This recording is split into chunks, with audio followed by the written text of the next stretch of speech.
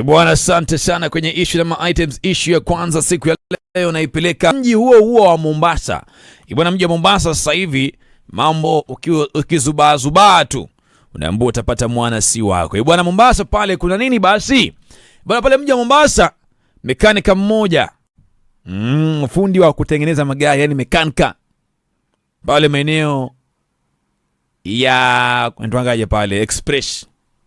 Issue ya kwanza maeneo Express pale Mombasa. Kama wewe ni mtu wa gari ndogo unajua Express ni wapi. Sasa bana, pale Express Mombasa mekanika mmoja ajipata pabaya. Kafanyaje? Jamaa alibomoa gari vizuri.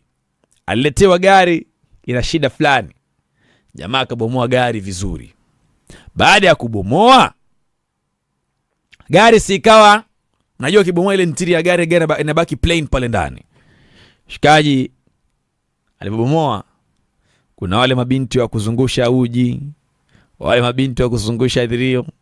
Asa mekanika mmoja ajipata babaya baada ya kushikwa ndani ya gari na mwenye gari na muuzaji githeri. Hivi mekanika nilikuja nikawaambia siku moja hapa, na hiyo time ilikuwa ni wa Kingorani. Sasa hii mmeingiza hiyo gonjo mpaka Express. Express ilikuwa mahali tunakuja kuchukua vitu kwa bei rahisi jabari. What happened mpaka mnaanza kufanya vitu kama hivi jabari? Mnatuogopesha kuacha magari yetu huko Express. Gari ikiwa tinted unaacha pale, ukirudi bana imekuwa bedroom. Saitadi up to